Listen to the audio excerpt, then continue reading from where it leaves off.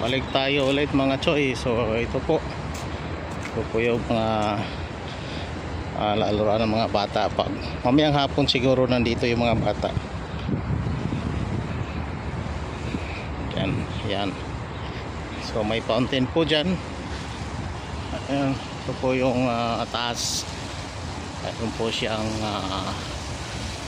cover, kaso butas-butas naman yan. Design lang po para maganda tingnan. Ayan po mga choy. So pwede kang umupo dyan pag nandito ka. Okay, piano sa taas, nakikita niyo mga choy.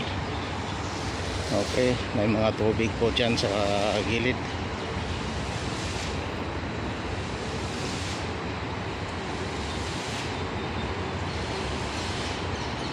Maya po mga choy, at papasok tayo sa loob para makikita niyo ulit yung loob ng Algia City Center.